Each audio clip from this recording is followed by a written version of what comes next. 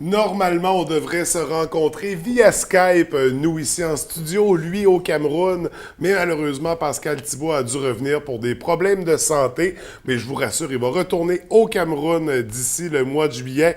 Il est donc avec nous en studio. Pascal, comment ça va ce matin? Ça va bien, François, toi? Ça va bien, mais pas tant que ça finalement, parce que la raison pour laquelle tu es revenu, c'est que tu as été atteint du paludisme. Oui, évidemment, comme tu sais, le paludisme au Cameroun, comme dans plusieurs pays d'Afrique, frappe beaucoup les gens. Oui. Et j'ai commencé à avoir le palu lors de notre dernier entretien qu'on a eu via Skype. Donc, il y avait déjà des symptômes à ce moment-là. Il y avait déjà des symptômes qui se présentaient, il y avait de la fièvre, faisait de la température, apparition de boutons. Après ça, à un moment donné, tremblement, frisson.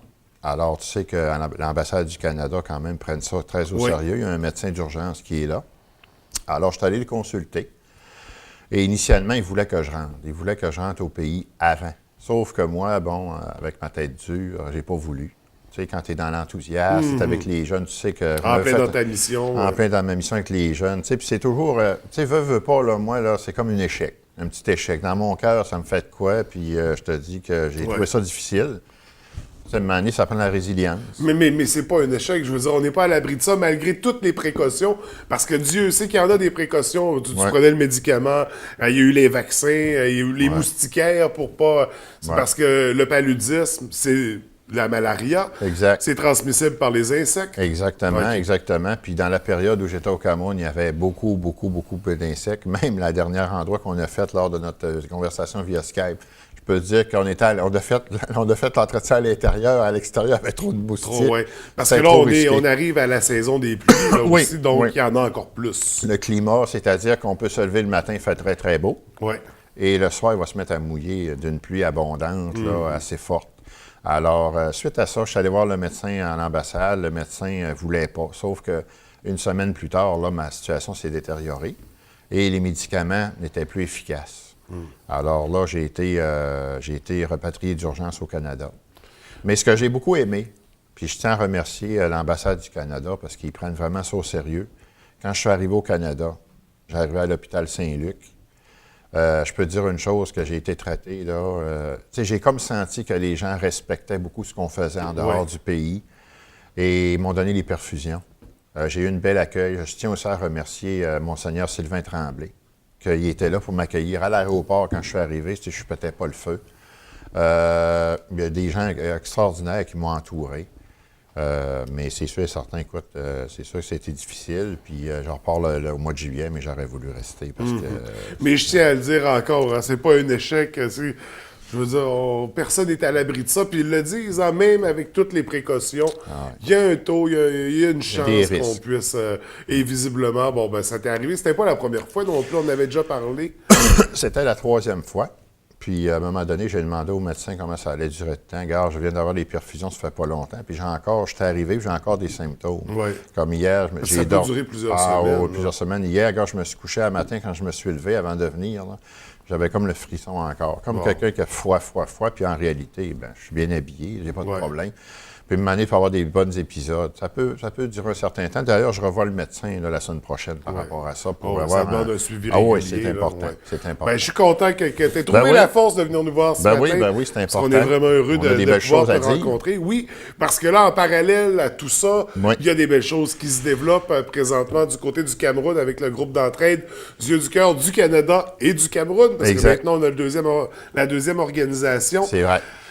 Tu es en train de travailler sur un projet d'émission de télé, là, Pascal, au Cameroun. Cameroun. Là, au Cameroun, on est après, j'ai développé, imagine-toi d'autres, c'est Dominique Noix de la station Sky One Radio. À un moment donné, il m'avait invité en entrevue. Il dit, écoute, Pascal, il dit, t'es dynamique, c'est le fun. Il dit, un beau courant qui passe. Un peu comme TVDL, avec toi, là. Et puis, il dit, ça serait le fun de faire une émission. Il dit, puis en plus, il dit, en tant que diacre permanent, il dit, ça serait le fun qu'on trouverait quelque chose un peu pour éveiller les gens, les impliquer dans notre émission. Enfin, moi, je suis arrivé, je dis, pourquoi pas la rue, c'est mon église. Hein? Moi, je suis dans la rue, je vais rencontrer les gens au cœur du monde. Simplement comme ça, j'ai pas réfléchi vraiment longtemps. Il dit, OK, on va essayer ça.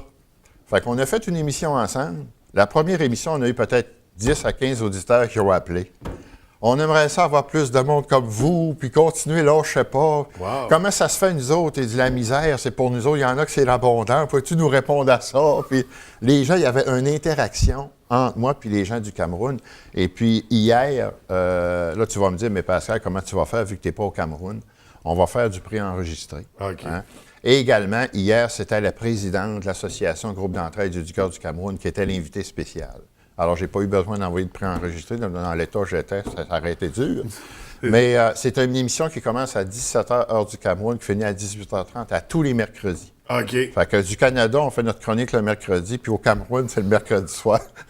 Fait que c'est ta journée télé. C'est ma journée média, mais c'est tellement le fun. Puis il y a quand même un auditoire intéressant. C'est à Koldongo, la station. C'est au cœur du Cameroun. Ça, c'est un beau projet qui est entamé. On a signé 2 ans, un contrat de 2 ans avec le directeur de la station. Très content.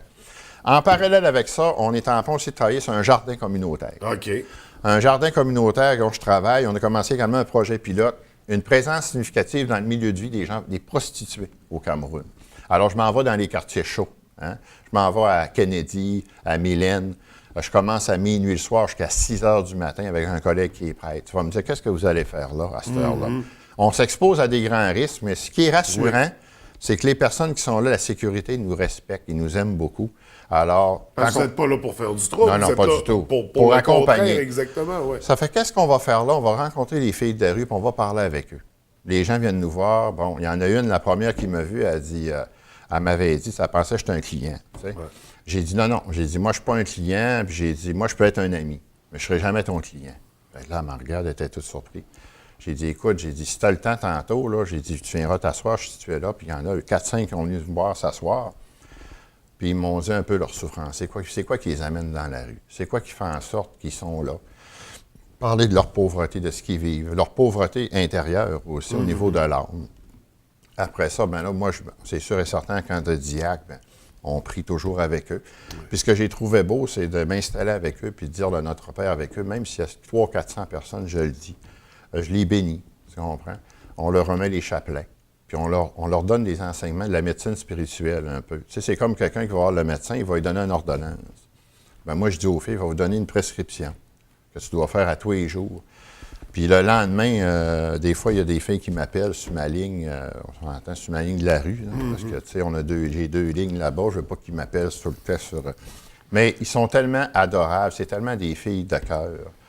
Ils veulent s'en sortir. Ils veulent s'en sortir, puis il y en a. Écoute, là, tu arrives là, à Kennedy, là, je te jure, ils sont enlignés une à côté de l'autre. Là, c'est 150 à 200, c'est incroyable. Là.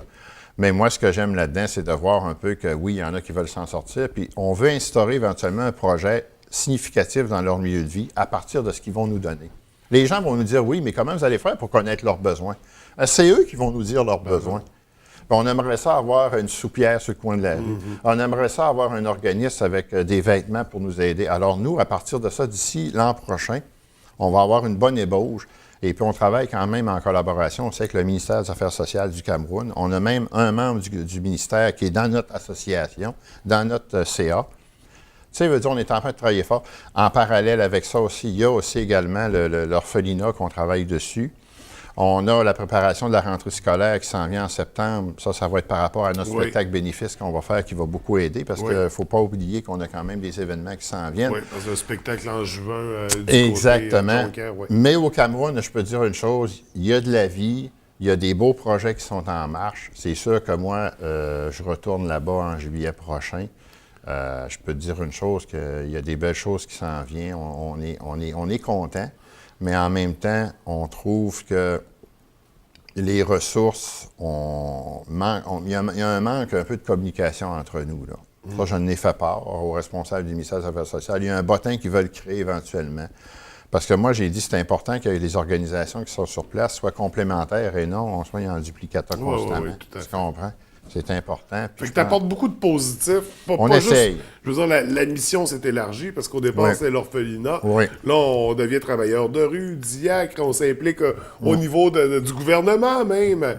Wow, félicitations, Pascal. C'est impressionnant le parcours que tu vis présentement au Cameroun. Écoute, on est désolé de ce qui a pu t'arriver, mais en même temps, c'est pour le mieux, c'est pour ta santé, pour que tu puisses y retourner en pleine forme, puis poursuivre ta mission que tu t'es donnée. Vraiment, félicitations, Pascal, pour toutes ces initiatives-là, pour toutes ces implications que tu as au Cameroun. Oui. Et oui, et là, Je voulais te parler aussi pour le spectacle bénéfice qu'on va avoir lieu au mois de juin à Jonquière. Il n'y a presque plus de billets. Hein. Déjà? Je vous le dis, il y en a presque Stevie plus. Ray Vaughan a C'est sûr, ouais. c'est sûr. Et je tiens à dire que tout le monde est convié en grand nombre. Ça va être un bel événement le samedi 16 juin 2018 à 20h. Alors, il va y avoir de l'animation, plus de présence. Alors, tout le monde sont conviés en grand nombre. Et justement, tous les fonds qu'on va ramasser vont servir aux enfants. Il va y avoir la rentrée scolaire de septembre. Il va y avoir aussi plein d'activités jumelées à ça. Ça fait qu'on vous invite à nous aider, à participer. Puis s'il y a des gens aussi qui veulent nous aider pour faire l'implication bénévole, les gens peuvent m'appeler au 418-820-9273. Les gens qui veulent donner de leur temps, qui veulent nous aider, la rédaction, peu importe, on a besoin de tout le monde. Justement, c'est un travail. C'est comme une famille, l'union fait la force, et c'est ça qui est important. Tout à fait. Ouais. Donc, on se prépare pour ce spectacle. On fait vite pour les billets, il en reste presque plus. Pascal, merci beaucoup. Ça veut dire nos prochains rendez-vous seront en studio à compter de la semaine prochaine. Dans 2 semaines. C'est la semaine prochaine. On va remettre de l'ordre dans tout ça. Pascal, merci. Je suis toujours content de te recevoir.